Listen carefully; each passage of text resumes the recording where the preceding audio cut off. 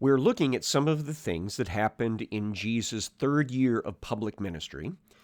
We started with the feeding of the 5,000 shortly before Passover of 32, and how Jesus, because of the excitement of the crowd, departed the region of the Promised Land and went over to Tyre and Sidon to try to seek some solitude there for a while with his apostles. But eventually, probably after Passover, so probably sometime during the summer of that same year, he returns to the area of the Sea of Galilee and then goes down on the eastern side of the sea into the northern portion of the Decapolis, probably near the city of Hippos, which is in that southeast corner of the Sea of Galilee. And there, in a remote area, he begins to minister to a large crowd of people. And having done that for a while, Jesus then decides it is time to send this crowd home. So let's read again from Mark chapter number 8, starting at verse number 1. And remember that we've got a parallel in Matthew chapter number 15 that we can draw from as well. So probably summer, I would guess in the latter part of the summer. In those days, when again a great crowd had gathered, and they had nothing to eat, and the reason they don't have anything to eat is because they've eaten up whatever supplies they brought with them to this rural area. And now it's been 3 days. We'll find that out in just a moment. He called his disciples to him and said to them, I have compassion on the crowd. Remember, the word compassion has that sense of the butterflies in the stomach feeling, where you're feeling sorry. You're feeling that you'd like to help out some people. So I have compassion on the crowd because they've been with me now 3 days and have nothing to eat.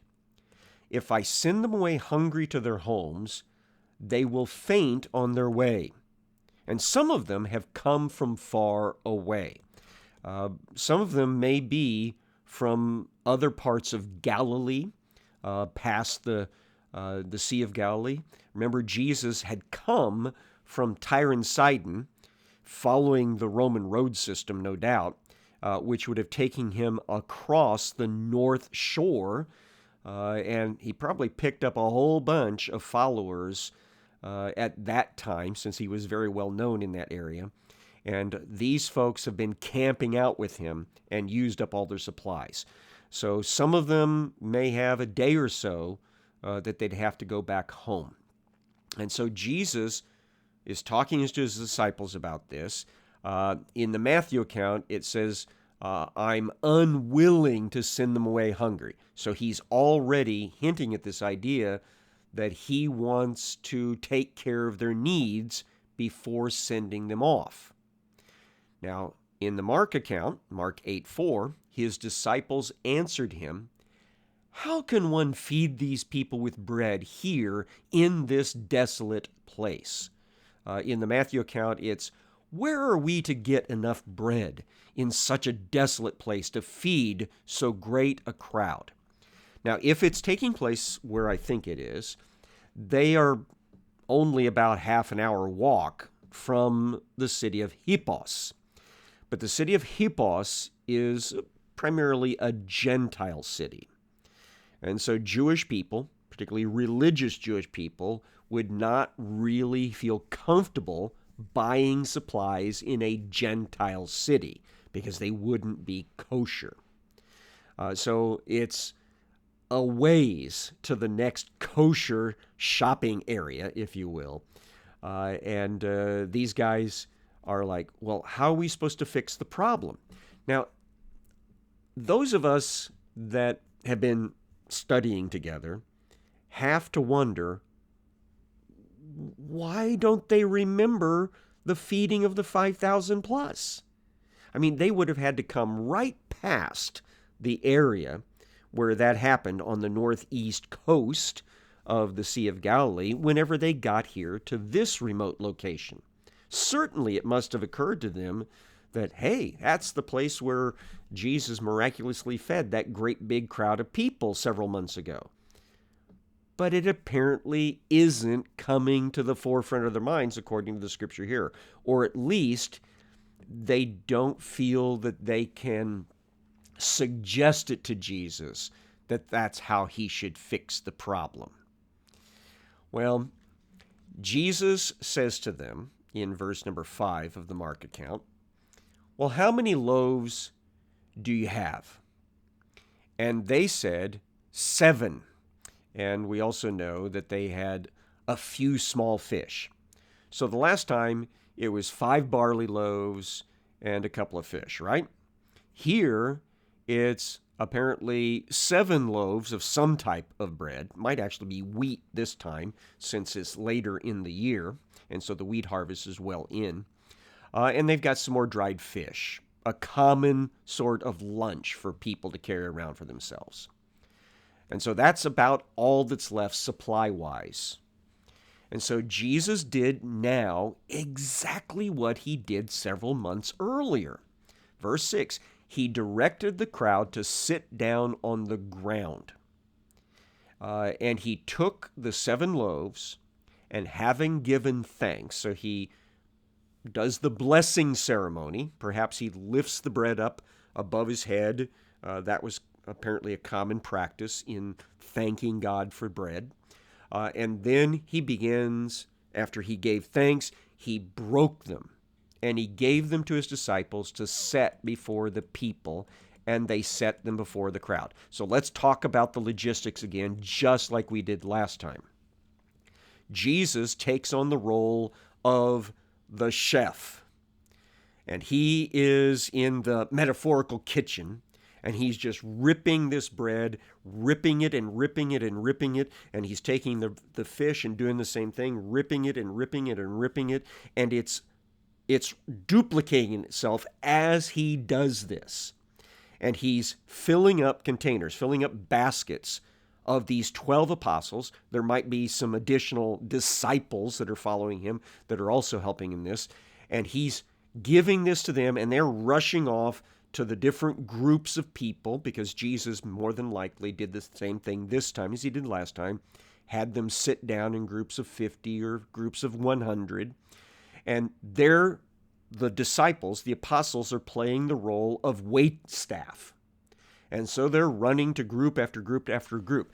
Now, for the size that we're talking about here, and Matthew jumps in at this point and tells us those who ate were 4,000 men besides women and children. So if we use the same sort of mathematical assumptions that we did last time, it's 4,000 plus men. If we've got as many as women plus children, we've got probably 12,000 plus individuals. Now think how long it would take for even a large wait staff in a large restaurant to feed 12,000 people. So we're talking about a process here that took a couple of hours or more. And so verse number 8 in our Mark account, it says that they ate and were satisfied. And so they didn't just get like a little tiny symbolic morsel of food. It wasn't some of that haute cuisine where there's a tiny bit of thing in a decorative fashion on a plate where you go away hungry. These guys ate a decent meal. They felt like, now I can rest tonight, or I can make the walk to the next place where I'm going to rest. So they ate and they were satisfied, and then Mark tells us, and remember Mark seems to be passing on to us the preaching of Simon Peter, who was a witness there.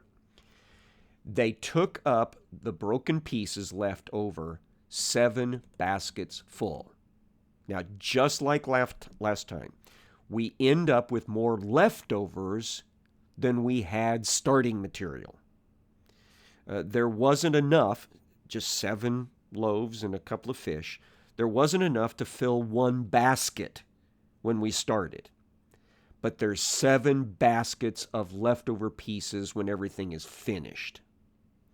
Verse number 9 is Mark's account of the number. There were about 4,000 people. Now we know from the Matthew account that that's 4,000 men specifically, plus women and children. So 4,000 at least men, perhaps 12,000 or more people altogether. And then he sent them away. He told them, all right, everybody's had food, head home, because I'm not sticking around here. I'm leaving. Now, I'm throwing that in because that's exactly what he does next. Verse number 10. Immediately he got into the boat with his disciples and went to the district of Dalmanutha, or as Matthew tells us, the region of Magadan. So this again helps us identify where he's at. He is near the Sea of Galilee. He is on the eastern side. He is in the region of Decapolis. And so he must be somewhere near the city of Hippos. And so that's the Roman road goes along the eastern side of the Sea of Galilee. And so he was up on the hillside here, probably on the eastern side of the Roman road.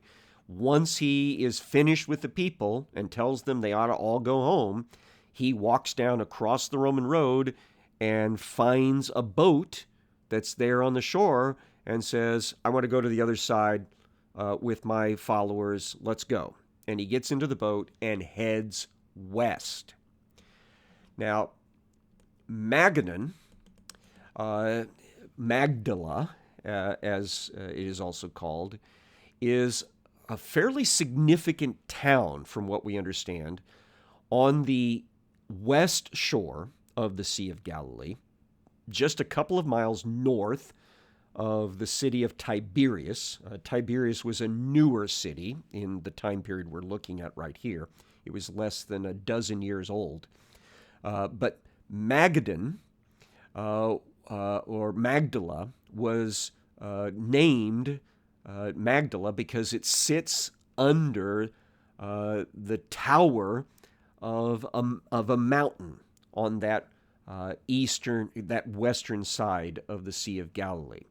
And it was the Tower of the Fish was pretty much the reason for the name here.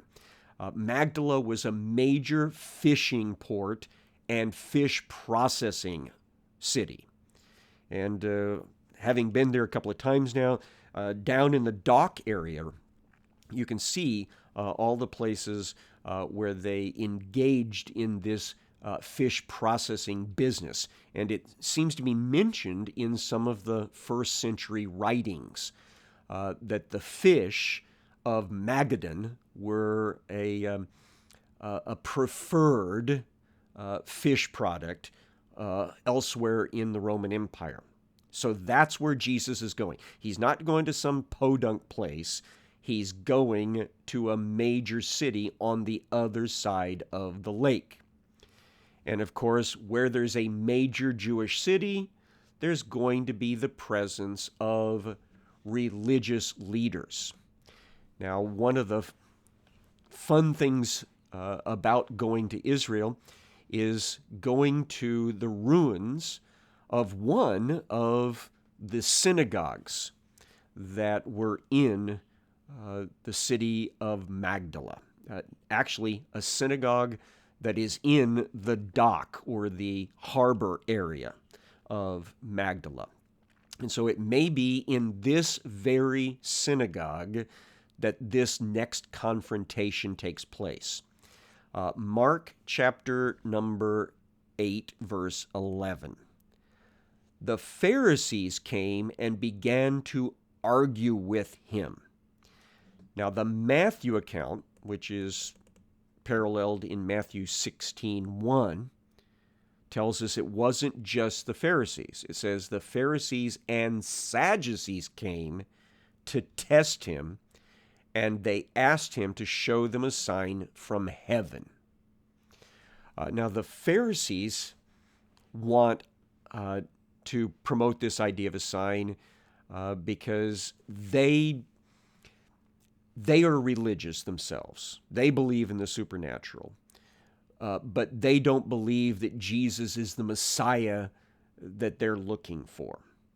And so they are pushing him to produce a sign that they would be convinced by, some sort of miracle on demand, so that they could believe in him. It seems as if once before they'd said something along the lines of, "Give us bread from heaven on a regular basis," that sort of sign. And Jesus was not going to go along with that. But why are the Sadducees demanding a sign? Because Sadducees are not religious. They don't believe in the supernatural. They don't believe in life after death. They don't believe in a bodily resurrection. They are, for all intents and purposes, secular Jews who utilize the writings of Moses as kind of the maintenance of good society. You know, how do people live together in groups and behave themselves? Well, by following the Mosaic Code. So that's the way the Sadducees use Scripture. So they're demanding of Jesus, give us a sign, show us something supernatural, is probably their way of being able to reject him as well. Because no matter what he does, they will simply say, "Oh, that's a trick. You're just doing sleight of hand." So Jesus is dealing with two groups that neither one want to believe in him. And that is frustrating. And that shows up in what he says next. So let's look at the Mark account here. Mark 8:12. He sighed deeply in his spirit, which has a connection to some language from the Old Testament. The Old Testament Hebrew uses a word from time to time that we translate into our English Bibles very often as "it repented God to do this," or "it made God sorry that he did this." But the word itself in Hebrew is it's a word that's supposed to sound like a deep, exasperated sigh. And it's to show this idea of, "Oh my goodness, I cannot believe I'm having to do this again." And so Jesus has that sort of sigh here. That sort of, "I can't believe that you're still refusing to accept the evidence that's in front of your eyes already." And then he says, "Why does this generation seek a sign?" And I'd say it's actually another sign or a different sign, something supernatural other than what he's already done. Because you know Jesus has been doing miracles right and left, including raising people from the dead and making lame people walk and blind people see and deaf people hear and mute people talk. He's been doing all of that. Why is it that you need more than that? Why does this generation seek a sign? Truly, I say to you, no sign will be given to this generation. Now, in the Matthew account, we've got a little bit more verbiage, and I want to read that now. Matthew 16:2. He answered them, "When it is evening, you say, 'It's going to be fair weather, for the sky is red.' And in the morning, 'It's going to be stormy today, for the sky is red and threatening.'" Now, this represents something equivalent to what I grew up with as a kid. And I grew up in landlocked southern Missouri. And so this must have been imported from somewhere outside of my home area. Because the little saying that we had was, "Red sky in the morning, sailor takes warning. Red sky at night, sailor's delight." And so it's just kind of this folksy sort of thing that by looking at the atmospheric conditions, you get some sense of what the weather's going to be that day.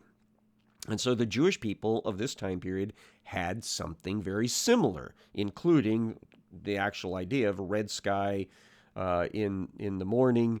It's going to be a rough day, right?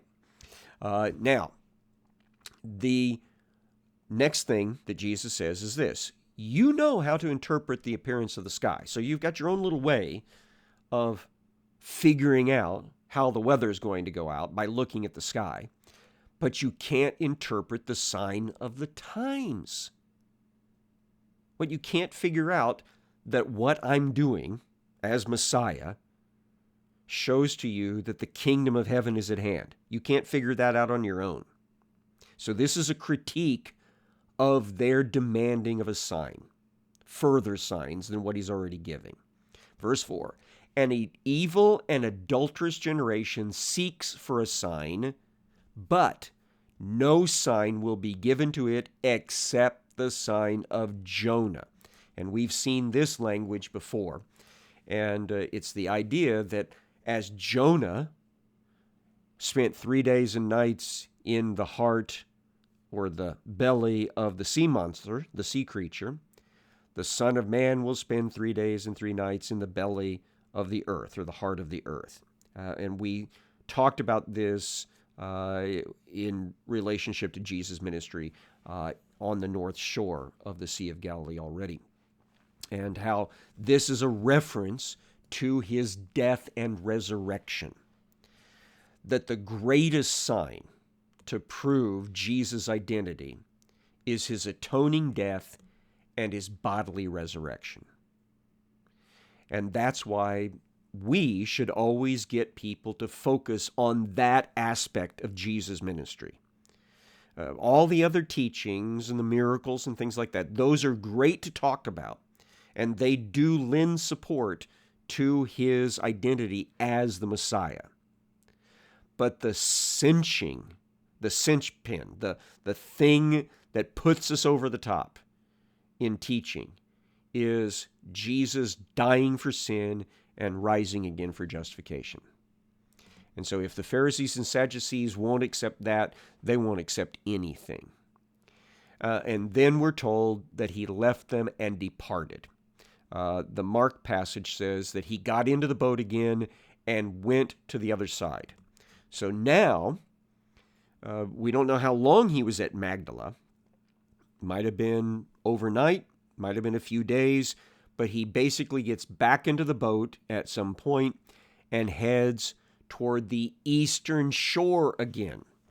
And we can be very precise where he was heading. He was heading toward the northeastern shore because he is going to end up near the city of Bethsaida Julius.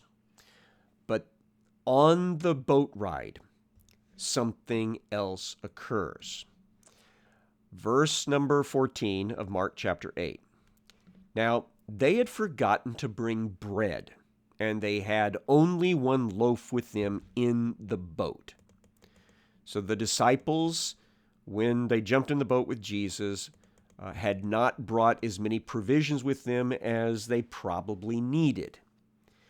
They might have been able to correct that later, but Jesus says something that makes them feel that he's getting after them about not being prepared. Verse 15, he cautioned them, saying, "Watch out, beware of the leaven of the Pharisees and the leaven of Herod." In the Matthew account, it's beware of the leaven of the Pharisees and Sadducees. And the Pharisees and Sadducees, we were already talking about them. The Pharisees are the religious Jewish leadership. The Sadducees are the secular Jewish leadership. Both groups are rejecting Jesus at this point. The Herod thing might be a little bit confusing. Herodians were those that upheld the right of a member of the Herodian family to hold the leadership position in Judea. At this time, it's actually in the hands of a Roman designee. That would be Pontius Pilate. But the Herodians wanted one of the family of Herod the Great to actually be on that throne. And we're working toward that. Apparently, they tended to have that attitude amongst the Sadducees, because that's the parallel between the two groups. So verse number 16 says, they began discussing with one another the fact that they had no bread. So when Jesus said these words about leaven, they immediately went to, oh no, we forgot to bring bread. He's getting after us about that. Verse 17, Jesus, aware of this, said to them, why are you discussing the fact that you have no bread? Do you not yet perceive or understand? Are your hearts hardened? Now, this is a time where Jesus seems genuinely frustrated with his disciples not clicking. I mean, he's only got about 7 months left before the crucifixion, 6 or 7 months left before the crucifixion, and then he'll be heading in his ascension back to heaven, and these guys are going to be in charge of the evangelism of the world. And so it is a little bit frustrating that they're not clicking with his information yet.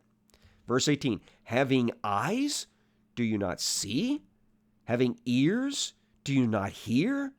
Don't you remember?